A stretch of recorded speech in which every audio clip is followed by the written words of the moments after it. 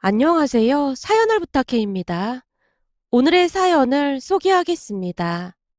어느 주말 집에 홀로 있다가 잠깐 잠이 들었는데 초인종 소리가 울려서 퍼뜩 놀라 잠에서 깼습니다. 그 잠시 동안 깊이 잠이 들었던 것인지 잠에서 깨고도 꿈인지 생시인지 분간이 되지 않아 멍이 앉아 있었어요. 곧 초인종이 다시 울렸고 그제서야 꿈속에서 정신이 돌아온 모양으로 제가 몸을 일으켜 현관문을 열었습니다. 문이 열리자 집 안으로 들어서던 언니의 타박이 이어졌어요. 넌 초인종이 울렸으면 누군지 확인을 하고 열어줘야지. 확인도 안 하고 문을 열어주면 어떡해. 지금 이 시간에 우리 집에 올 사람이 언니밖에 더 있어.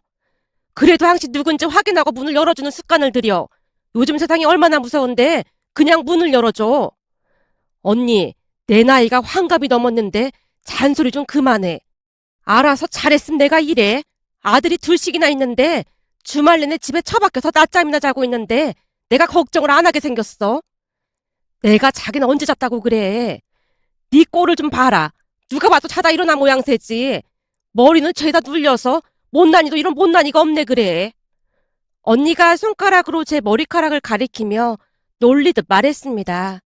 그 순간 문득 꿈이 생각나서 언니에게 말했어요. 언니, 내가 방금 잠깐 잠이 들었는데 말이야.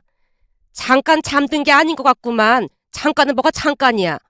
장난 좀 그만하고 내 얘기 좀 들어보라니까. 그래 대체 무슨 꿈인지 드러나 보자. 한번 말해봐. 글쎄 말이야. 옛날 우리 시골집 기억나지? 그 시골집 마루에 언니랑 나랑 앉아 있었는데 갑자기 하늘에서 용 한 마리가 내려오더니 나한테 안기더라니까. 근데 내가 겁도 없이 그 용을 꼭 끌어안았지 뭐야. 뭐? 용? 진짜 용이었어? 그렇다니까. 내가 용도 모를까봐 그래? 그럼 그건 태몽인데 혹시 명준이 둘째 생긴 거 아니야? 그런가? 제가 고개를 갸우뚱거리고 있었는데요. 언니가 급히 말을 꺼냈습니다. 너 잘 들어. 혹여나 둘째 며느리한테 태몽을 꿨다는 그런 얘기는 꺼내지도 마. 왜? 좋은 꿈인데 말해주는 게 좋은 거 아니야? 네가 이렇게 생각이 없으니까 맨날 고것한테 당하고 살지. 잘 생각해봐라. 네가 기가 막힌 태몽을 꿨다고 하면 피일씨 그것이 엄청난 손주를 낳았다며 돈을 뜯어내려고 혈안이 돼서 얼마나 난리를 치겠냐 그 말이야. 그러니까 절대 아무한테도 말하지 마. 내가 그것 생각만 하면 분해서 잠이 안 온다니까.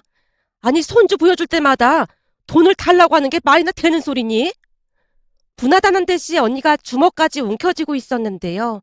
잠시 우리 가족 소개를 하자면 몇 년 전 남편이 먼저 세상을 떠나고 두 아들과 살았습니다. 큰아들은 나이가 꽤 있음에도 무슨 연유에서인지 결혼을 하지 않겠다고 했고 다행히 둘째는 결혼을 했습니다. 그런데 둘째 며느리 성격이 고약하다 못해 본성 자체가 그렇게 악할 수가 없었어요. 둘이 좋다고 해서 결국 결혼을 시키긴 했지만 서로 왕래도 하지 않고 지내고 있었는데요. 어느 날 손녀가 태어났고 조금씩 발길을 하기 시작했습니다. 평소 둘째 며느리가 얼마나 계산적인지 잘 알고 있었기에 뭔가 꿍꿍이가 있다는 생각을 하긴 했지만 너무나 예쁜 손녀에게 혼이 쏙 빠진 채 그만 둘째 며느리에게 휘둘리고 말았습니다. 시간이 지날수록 눈치 빠르고 여우 같은 둘째 며느리가 잔머리를 쓰기 시작했는데요. 한 달에 몇 번씩 손녀를 데리고 찾아오던 둘째 며느리가 한순간 발길을 끊어버렸거든요. 전화도 받지 않아 둘째 아들에게 전화를 했더니 잘 모르겠다는 말만을 할 뿐이었습니다. 그렇게 몇 달이 지나갔고 시간이 지날수록 손녀 얼굴이 눈에 밟혀서 힘든 시간을 보내고 있었습니다. 그러던 어느 날은 둘째 며느리가 찾아와서 기가 막힌 말을 꺼냈어요. 어머님, 그동안 우리 예서 보고 싶으셨죠? 그럼 얼마나 보고 싶었는지 모른다. 혹시 나한테 무슨 서운한 거라도 있었던 거니? 내 유일한 낙이 우리 예서 보는 건데 갑자기 발길을 끊어서 걱정하고 있었잖니. 사실 서운한 게 전혀 없었던 건 아니었어요. 둘째 며느리가 새초롬한 표정으로 대답을 했습니다. 뭐? 그럼 서운한 게 있어서 그랬단 말이야? 그럼 말을 하지 그랬니? 사실 제 친구들 모임에 나갔더니 조금 이상한 얘기를 하더라고요.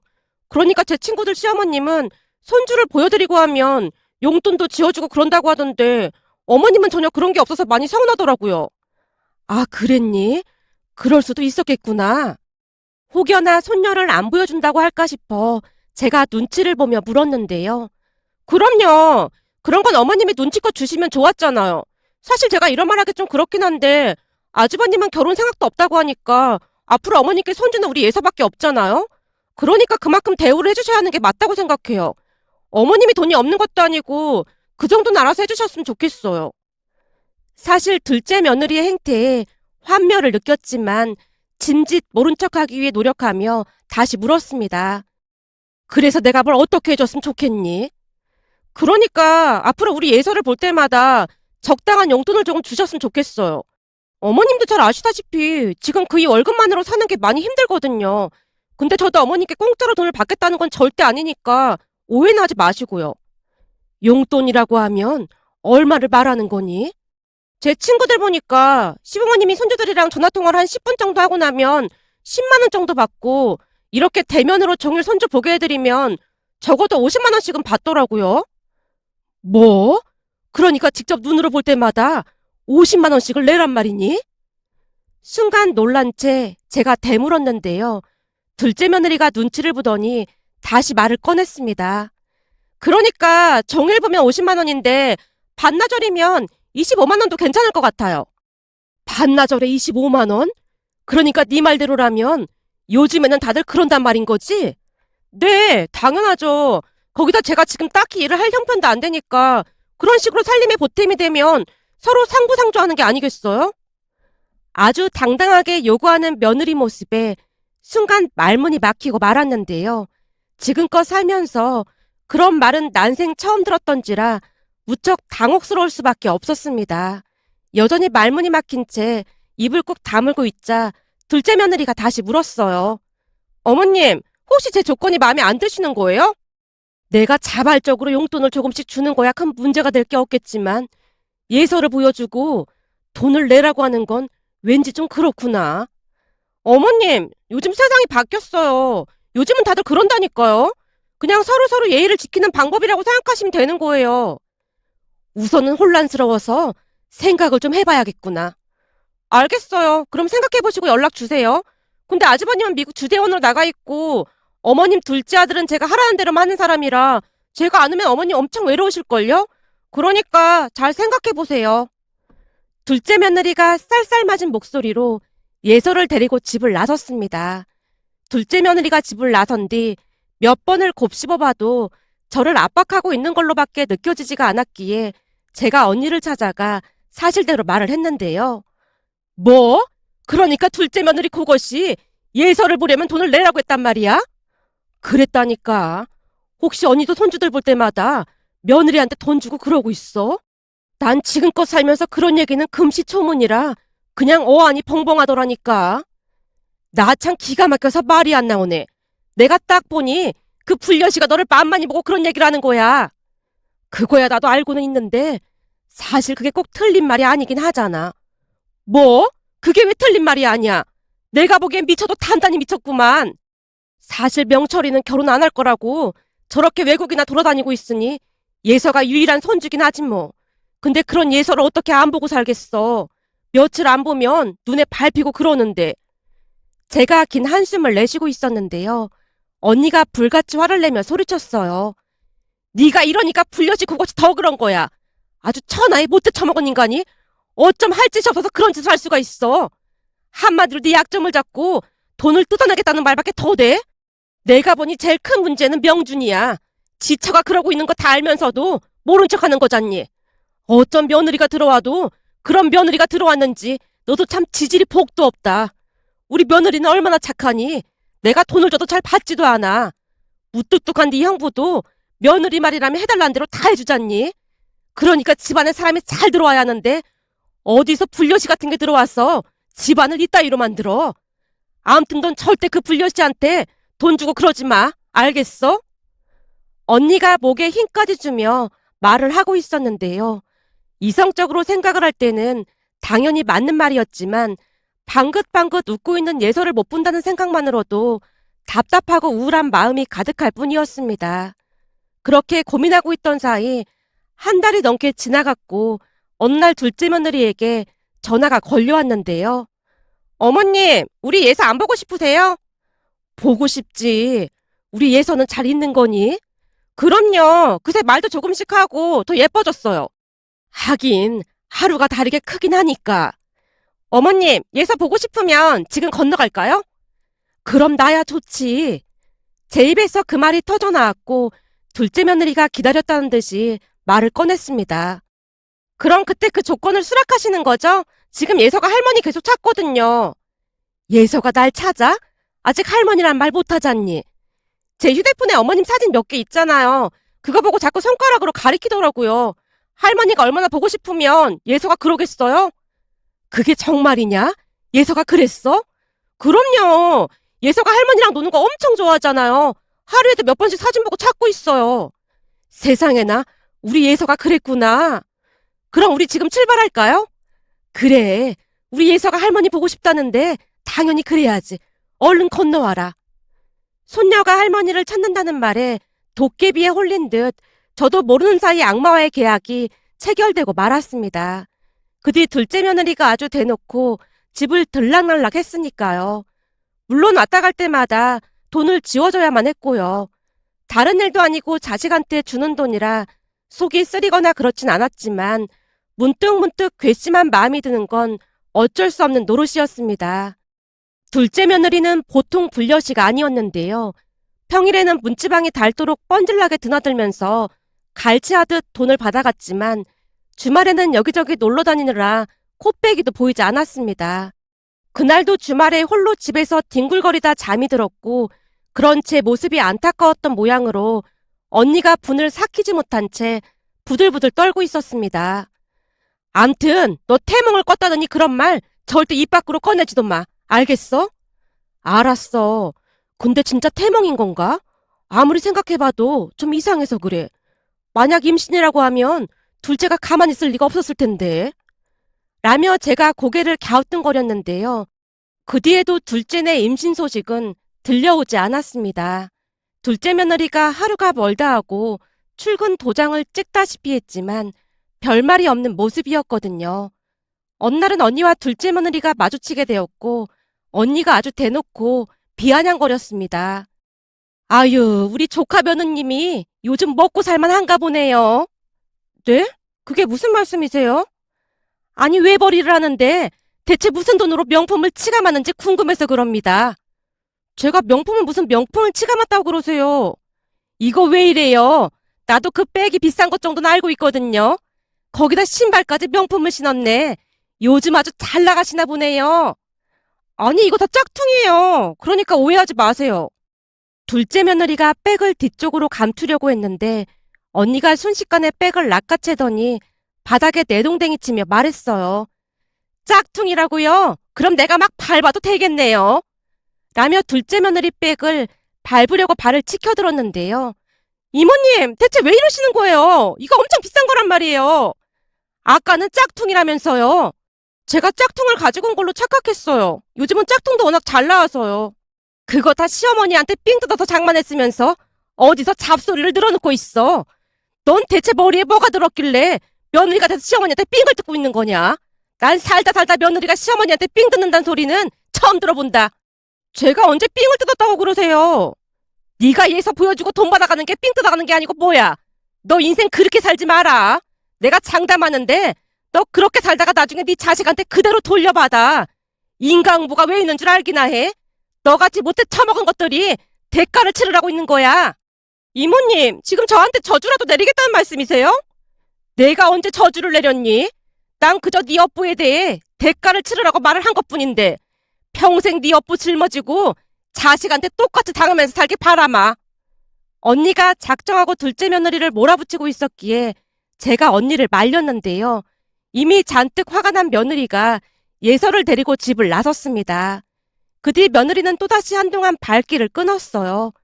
그날 언니 말을 듣고 많은 생각이 들었기에 며느리에게 전화를 하거나 하진 않았습니다. 그렇게 시간이 얼마나 지났을까요? 어느 날 첫째 아들한테 전화가 걸려왔습니다. 엄마, 나 이번 달에 한국 들어가요. 한국에 들어온다고? 휴가인 거야? 아니요. 이번에는 아예 들어갈 것 같아요. 그게 정말이니? 아예 들어오는 거라고? 네, 이제는 저도 한국에 정착해야죠. 라며 소식을 전해왔습니다.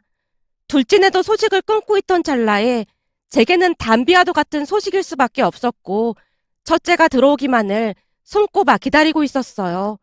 그 뒤 시간이 지나 드디어 큰아들이 한국에 들어왔는데 집 안으로 들어서던 큰아들을 보며 놀란 채 할 말을 잃고 말았습니다. 첫째가 누군가와 같이 집 안으로 들어왔거든요. 잠시 두 사람을 둘러보고 있었고 첫째가 먼저 입을 열었습니다. 엄마, 많이 놀랐죠? 여기는 지금 제가 만나고 있는 사람이에요. 뭐? 만나고 있는 사람? 그러니까 사귀는 사이인데 곧 결혼할 생각이에요. 뭐? 결혼? 너 결혼 안 한다고 했잖아. 결혼 이야기만 나면 펄쩍펄쩍 뛰던 네가 결혼을 하겠다는 거야? 언제는 내가 결혼하는 게 소원이라고 하시더니 반응이 왜 그래요? 정말이니? 정말 결혼하는 거야? 그렇다니까요. 결혼을 좀 서두를 생각이에요. 그럼 나야 좋지. 난 무조건 다 찬성이야. 제가 뛸 듯이 기뻐하며 예비 며느리 손을 덥석 잡았는데요. 아들이 민망한 듯 말했어요. 엄마, 어떤 사람인지 묻지도 않는 거예요? 물어볼 게 뭐가 있어. 네가 선택한 사람이라면 난 무조건 괜찮다. 엄마, 그리고 할 말이 더 있는데요. 라며 아들이 뜸을 들이다가는 어마어마한 이야기를 꺼냈습니다. 저기, 엄마, 놀라지 말고 들어요. 그러니까 지금 이 사람이 홀몸이 아니에요. 홀몸이 아니라니? 그건 또 무슨 말이야? 그러니까 이제 곧 엄마 손주가 태어날 거다 그런 말인 거지. 뭐? 손주? 그게 정말이야? 손주라는 말에 믿겨지지 않아 예비 며느리를 바라만 보고 있었는데요. 어머님, 많이 놀라셨죠? 죄송합니다. 죄송하긴 뭐가 죄송해요. 알고 보니 그 태몽이 니들 태몽이었구나. 태몽? 설마 벌써 태몽까지 꾼 거야? 라는 아들의 말에 태몽 이야기를 해줬는데요. 너무나 놀란 나머지 믿지 못하는 모습이었습니다. 그날 아들에게 듣자 하니 둘 다 결혼 생각이 없어서 연애만 하기로 했다는데 어느 날 갑자기 임신이 됐다고 하네요. 고민 끝에 결혼을 하기로 했고요. 예비 며느리는 성격이 수다분하고 밝아 보이는 모습이었어요. 예비 며느리가 인사를 하고 가자마자 언니에게 사실을 알렸더니 빛과 같은 속도로 집으로 찾아와서 물었습니다. 그게 진짜야? 진짜로 결혼한대? 그렇다니까. 우리 나이쯤 되면 그냥 딱 봐도 알 수 있잖아. 예비 며느리가 그 불려시와는 다르게 성격이 수다분하고 착해 보이더라고. 아주 맘에 쏙 들어. 둘째 걔는 첫인상 자체가 별로였잖아. 그것이 요즘 찾아오지도 않고 있지? 그렇지 뭐. 아마도 돈 떨어지면 슬금슬금 기어 나오지 않겠어? 이제는 큰아들도 들어왔고 거기다 임신까지 했다고 하는데 둘째 그것을 완전히 끊어내야 한다. 아니지. 한번 식사자리 마련해서 바짝 약을 올려야겠구나. 뭐하러 그래. 그냥 상종을 하지 않는 게 상책이야. 지금까지 당한 게 있는데 그렇게는 못하지. 둘째 내한테도 예비 며느리 소개해줘야 하잖니? 그 자리에 나도 같이 나가야겠다. 언니가 의미심장한 미소를 짓고 있었습니다. 그렇게 며칠이 지났고 오랜만에 온 가족이 한자리에 모였는데요. 첫째가 결혼할 것이라는 말에 둘째 며느리의 얼굴이 사색이 되다 못해 새하얗게 질려 있었습니다.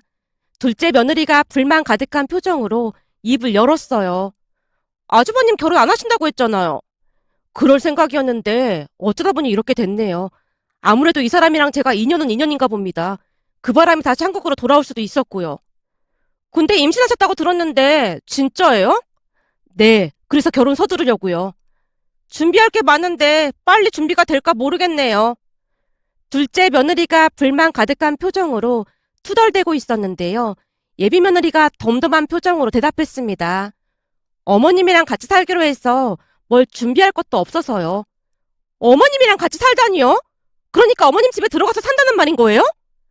어머님 혼자 외롭다고 하시기도 하고 나중에 육아도 도와주신다고 해서 그냥 같이 살기로 했어요.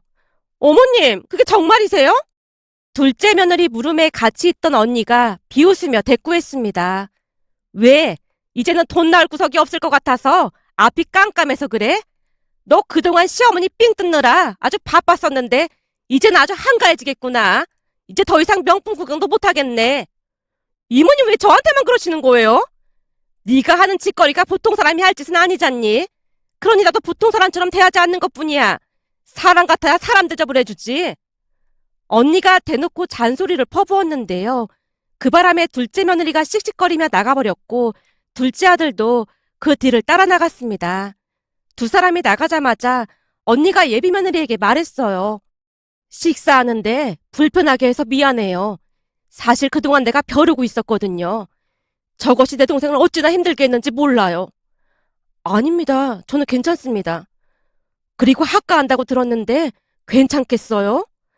네, 저는 오히려 어머님이 육아를 도와주신다고 해서 죄송하고 감사한 마음뿐인걸요.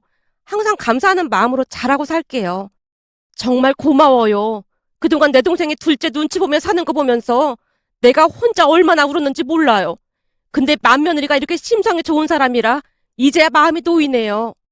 언니가 뒤를 돌아 눈물을 훔치고 있었습니다. 괜히 마음고생을 시킨 것 같아서 언니에게 미안한 마음이 가득했답니다. 그 뒤 첫째 아들은 서둘러 결혼을 했고 합가해서 같이 살게 되었습니다.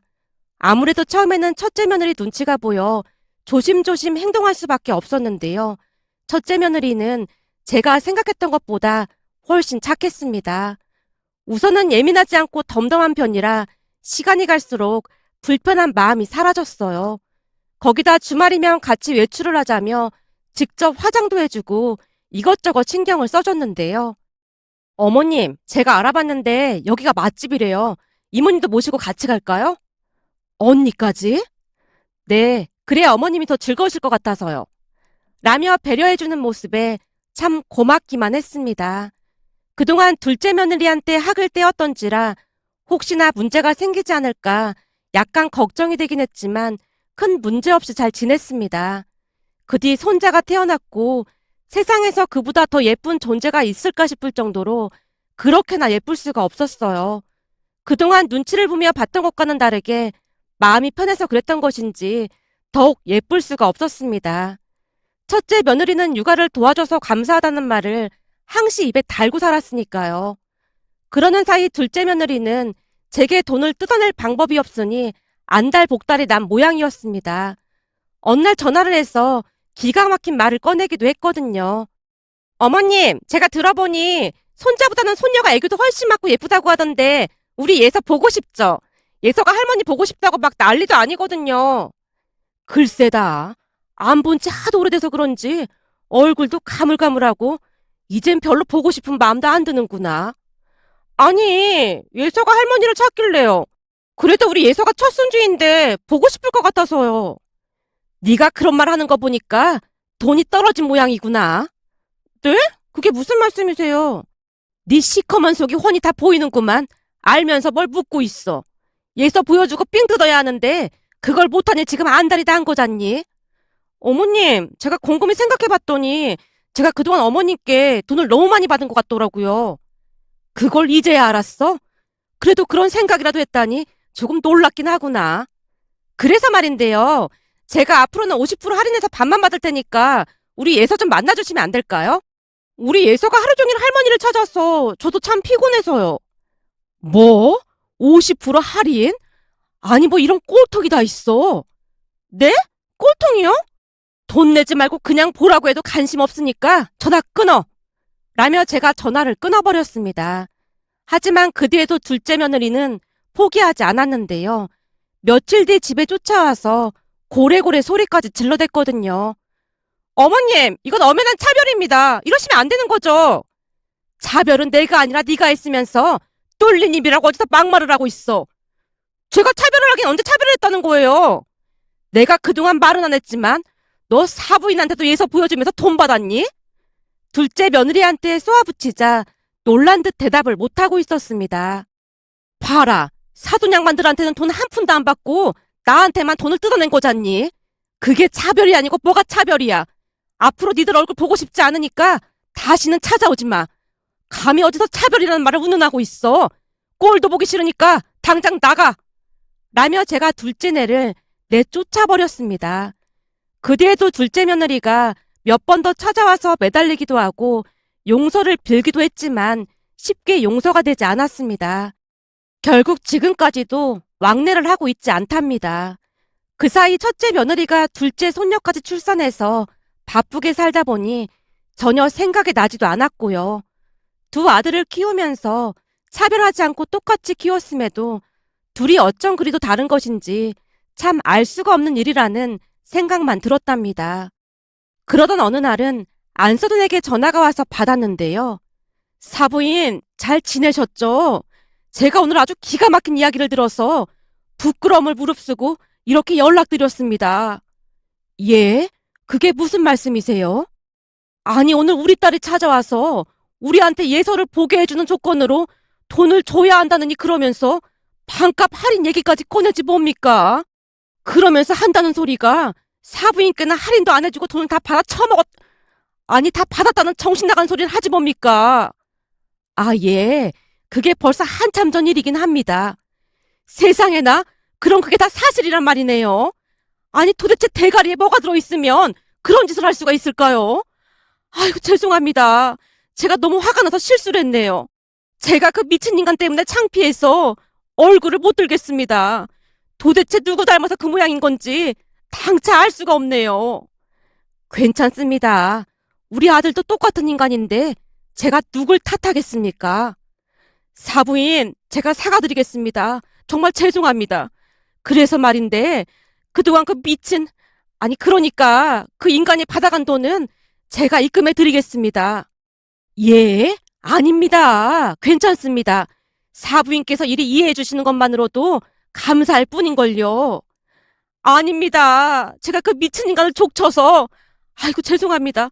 암튼 바로 입금해 드리겠습니다. 정말 죄송합니다. 사부인, 저는 진짜 괜찮습니다. 정말입니다. 사부인께서 그 돈 보내주시면 오히려 마음이 너무 불편할 것 같아서 그럽니다. 진짜 일을 어쩌면 좋을지 모르겠습니다. 사부인, 앞으로 그 인간들 절대 받아주시면 안 됩니다. 우리도 그 인간들 내쫓고 번호까지 다 차단해버렸거든요. 둘이서 뒤지게 고생을 해봐야 세상 무서운 줄 알 것 같아서요. 개차반 딸 때문에 심력 끼쳐드려서 정말 죄송합니다.